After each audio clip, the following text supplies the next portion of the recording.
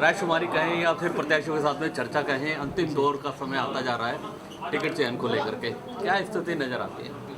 देखिए, आज हमारे जो संभाग प्रभारी हैं किरण चौधरी जी, उनको नया लगाया है और अमृता जमन जी पहले से ही हैं। तो आज वर्कर से जो प्रत्याशी हैं उनसे और मंडल अध्यक्ष हैं, जो क्षेत्र के कांग्रेस के सीनियर नेता हैं या संगठन के पदाधिकारी या अग्रिम संगठनों के पदाधिकारी, उनसे रायशुमारी कर रही है और जो क्षेत्र का फीडबैक उनसे ले रही है। फीडबैक में उन्होंने जो सामने आ रही है चीज़ें वो तो वही बताएंगी, लेकिन मैं शहर का प्रभारी हूँ, इस कारण से कल भी हमने एक फ़ैसला लिया था कि जो भी प्रत्याशी हैं शहर से चुनाव लड़ने वाले, उन लोगों ने एक राय किया था कि सभी मिल करके ना भंवर साहब के नाम पे सहमत हैं, अगर भंवर साहब चुनाव लड़ेंगे तो उनको चुनाव लड़ाया जाए।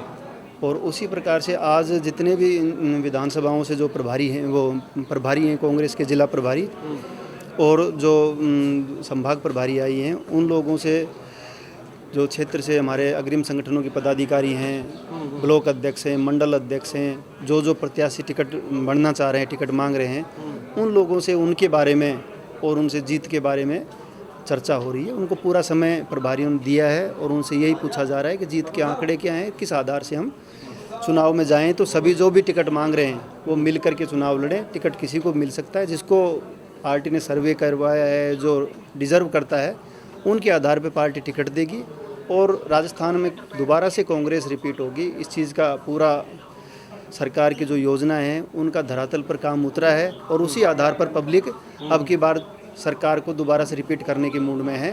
कुछ चीज़ें हैं, विधायकों के प्रति नाराज़गियाँ हैं, तो सरकार अब की बार पार्टी उन विधायकों के टिकट भी काटने बदल करके ना अब की बार नए चेहरों को मौका देगी। आप स्वयं भी किशनगढ़ बात से दावेदारी कर रहे हैं कांग्रेस के प्रत्याशी के तौर पर, तो ऐसे में क्या लगता है कि आपका अगर हम बात करें क्या अपना पक्ष रखा? तीसरी बार मैं दावेदारी कर रहा हूँ मैं 2003 में NSY का जिलाध्यक्ष बना था, तब से मैं किशनगढ़ बास विधानसभा में सक्रिय हूँ और गांव-गांव ढाणी में धरातल पर हमने वर्क किया है। कई बार कंडीशंस ऐसी आई कि हमें कंसिडर नहीं किया गया, उसके बाद भी हमने पार्टी के जिसको भी सिंबल मिला उसके साथ में मेहनत की। बहुत लोगों ने पार्टियाँ चेंज की हैं, बहुत लोगों ने बगावत करके चुनाव लड़े हैं, लेकिन अब की बार पार्टी का जो रंधावा जी ने जो स्टेटमेंट दिया है वो आपने भी सुना होगा कि उन्होंने कहा है कि जो वर्क कर रहा है पार्टी में और लंबे समय से पार्टी फोरम में काम कर रहा है, ग्रास रूट पर है, उसका सर्वे आ रहा है, उन्हीं पर भाग्य आजमाया जाएगा। तो जिस प्रकार से लोगों का जन समर्थन हमारे साथ में है, जिस प्रकार से हम लोगों के सुख दुख में शरीक रहते हैं, कुछ लोग आते हैं 6 महीने की पॉलिटिक्स करते हैं, 5.5 साल बिजनेस करते हैं और उसके बाद आकर के ना अच्छे बैनर झंडे लगा देते हैं।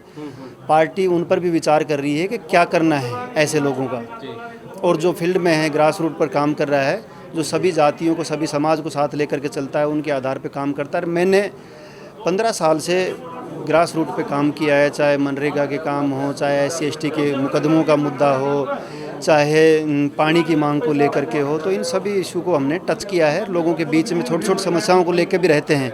तो अगर पार्टी मुझ पर दाव लगाती है तो निश्चित ही 100% कांग्रेस के खाते में पहली बार किशनगढ़ बास विधानसभा सीट जीत करके जाएगी। आपने पहले भी प्रयास किए थे, लेकिन उस दौरान ऐसा भी समय आया था, क्योंकि आपके एक राजनीतिक गुरु भी माने जाते हैं डॉक्टर करण सिंह यादव, जिन्हें शायद प्रत्याशी बना दिया था और आपको शांत बैठना पड़ा था। ऐसी स्थितियां फिर अगले चुनाव में आई जहां बसपा के जो प्रत्याशी हैं वो जीत गए थे, लेकिन उस दौरान भी आपकी सक्रियता रही कांग्रेस में, लेकिन चुनाव हार गए थे। लेकिन अब जो समय आया है, क्या बसपा के जो प्रत्याशी थे खैरिया जी, उन पर सरकार विचार कर रही है?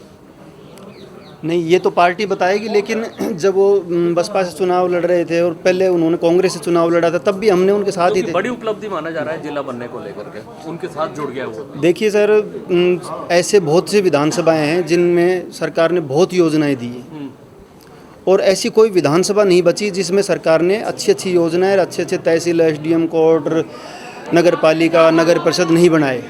तो ये कोई सुझाव किसी का नहीं था। कभी पार्टी फोरम पे आपने कभी आपने डिमांड भी नहीं देखी होगी। ये तो सर्वे जो पार्टी ने की, यार कई वर्षों से जब खैरतल विधानसभा थी तब भी 2 बार लगातार चुनाव कांग्रेस हार रही थी, 3 बार वर्तमान में भी कांग्रेस हारी है। तो पार्टी को कहीं ना कहीं लग रहा था कि ये विधानसभा का वोटर कांग्रेस माइंड का है, लेकिन फिर भी गुटबाजी के कारण हमारी सरकार यहाँ पर हमारी विधानसभा नहीं जीत पाती। तो इस कारण से पार्टी ने इस पर निर्णय लिया है और नगर पालिका पहले से ही बहुत बड़ी मंडी रही है, रेलवे कनेक्टिविटी रही है, उद्योग हैं, तो वो एक बीच का एरिया बनना सुनिश्चित था। इस कारण से मांग तो बहुत लोग मांग रहे थे, तिजारा भी मांग रहे थे, भिवाड़ी मांग रहे थे, भैरोड़ भी मांग रहे थे। उन्होंने भी, भैरोड़ वालों ने भी कांग्रेस को समर्थन दे रखा है। तो ऐसा नहीं है, पार्टी कांग्रेस को फ़ायदा मिलेगा जिला बनने का, जिसको भी टिकट मिलेगा, मुझे मिलेगा तो भी कांग्रेस का वोटर है खैरतल का, वो कांग्रेस को वोट देगा। एक और नाम चर्चाओं में आजकल तिजारा के जो विधायक हैं संदीप यादव, वो भी किशनगढ़ बास की तरफ रुख कर रहे हैं, क्या लगता है? देखिए, अगर कोई घर में ही काम करता विधायक है, 5 साल में सरकार ने इतना इनको लाभ दिया है विधायकों को कि ये अपनी विधानसभा के मुख्यमंत्री रहे हैं, उसके बावजूद भी अगर किसी कैंडिडेट को विधानसभा चेंज करनी पड़ रही है तो कहीं ना कहीं उसमें अपनी गिरेबान में झांकने का तो उसको अवसर है। जब सब कुछ आपके कहने से हो रहा है, किशनगढ़ बास विधानसभा में खैरतल को जिला बनाया गया, तब वो संदीप भाई धरने पे भी बैठ गए थे और उन्होंने ज़िले का भी बंटवारा कर दिया, तिजारा बना दिया और जो बिजली विभाग का एससी एसपी भिवाड़ी में बैठा दिए। आज किशनगढ़ का व्यक्ति जो अलवर आता था एससी से मिलने के लिए, और खैरतल भी उनके नज़दीक पड़ता है, वो भिवाड़ी जाना पड़ता है बिजली विभाग के एससी से मिलने के लिए। तो हाँ, उल्टा नुकसान कर दिया। अगर पार्टी इस पे विचार भी नहीं करेगी ऐसे लोगों के ऊपर। और ये जो आप जो थोड़ी देर पहले कह रहे थे कि जिला बनाया, उस चीज़ को कहीं पार्टी उन पर विचार तो नहीं कर रही है, तो आप सोच सकते हैं अगर बसपा का विधायक किशनगढ़ आना चाह रहा है तो दोनों बसपा के विधायकों ने कांग्रेस सरकार को समर्थन दिया है। अगर विचार होता तो दोनों कॉन्फिडेंस में होते। तो इसलिए ऐसा कुछ भी नहीं है। पार्टी अब की बार कार्यकर्ता पर दाव लगाएगी और कार्यकर्ता के दम पर ही विधानसभा में कांग्रेस जीत करके जाएगी। चलिए, एक और आखिरी सवाल। रामेत यादव यहाँ से विधायक रहे हैं और यादव एक अपने आप में महत्वपूर्ण पार्ट अदा करता है प्रत्याशी के चयन को लेकर। ऐसे में और भी बहुत सारे यादव दावेदार हैं। बलराम यादव अपने आप को कैसे मजबूत समझते हैं? मैं इसलिए मजबूत समझता हूँ कि मैंने कभी जाति के दम पे राजनीति नहीं की। आपने मुझे छात्र राजनीति से देखा है, कभी आरआर कॉलेज से किसी कैंडिडेट को लड़ाना, कभी यूथ का एनएसवाई के चुनाव किसी को लड़ाना। इसी प्रकार से मैंने विधानसभा में मैंने नहीं देखा कि किसके घर में आज कोई दुखित घटना घटी है, मैंने उसकी कुंडी खड़काई है जाकर के ना कि आपको क्या काम है, मैंने उसकी मदद करने का प्रयास किया।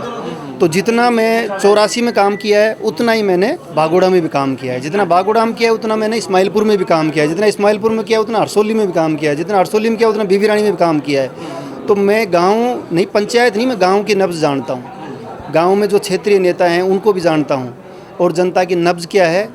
25 साल से कांग्रेस के हाथ में नहीं आई। अब की बार अगर कांग्रेस देती तो हमने धरातल पे इसीलिए काम किया है कि कांग्रेस हम पर दाव आजमाए और हम विधानसभा कांग्रेस की झोली में ले जा करके डालें। जी, कब तक संभावना प्रत्याशियों के? ये 15 तारीख के बाद में ही प्रत्याशियों की घोषणा होगी, क्योंकि अभी जो रायशुमारी का दौर चल रहा है उसमें अभी समय लग रहा है। अभी मध्य प्रदेश के बाद में यहाँ पर होगा और अब बहुत स्पीड से यहाँ पर छानबीन चल रही है। पहली बार आपने देखा होगा कि कांग्रेस में शक्ति प्रदर्शन नहीं हो रहा, भीड़ नहीं बुलाई जा रही है। आज भी जो आ गए मर्जी से समर्थक वो आ गए, लेकिन आज मंडल अध्यक्षों को, ब्लॉक अध्यक्षों को, कांग्रेस के सीनियर नेताओं को, उन्हीं को बुलाया गया है। जो टिकट मांग रहे हैं उनको बुलाया गया है। पहले होता था कि भीड़ लेकर के आओ और शक्ति प्रदर्शन करो। आपने देखा होगा परिवर्तन यात्रा बीजेपी निकाली है तो जगह जगह तंबू लगा लगा करके बीजेपी के नेता अपने अपने समर्थन दिखा रहे थे। लेकिन कांग्रेस में अब की बार इस प्रकार का आपने कोई भी प्रोग्राम देखा नहीं होगा। यहाँ जब भी हमारे वो अभी हिम्मत पटेल जी आए थे विधानसभा वाइज सर्वे करने के लिए, तो एक ही मंच पर सभी प्रत्याशियों के बायोडाटा लिए गए थे। आज भी एक ही जगह सभी प्रत्याशियों को बुलाया गया है। अपनी बात अलग अलग अपने तरीके से रख रहे हैं लोग, लेकिन पार्टी ने जो सर्वे किया है उस आधार पर पार्टी ने अपना निर्णय बना रखे हैं कि किस व्यक्ति को अब की बार मैदान में उतारना है। उम्मीद करते हैं इस बार कांग्रेस का झंडा फहराओगे किशनगढ़ में? आपकी जुबान पर सरस्वती बैठे, मैं ऊपर वाले से कामना करता हूँ और हमेशा पार्टी के लिए, जनता के लिए मैं समर्पित हूँ और रहूँगा।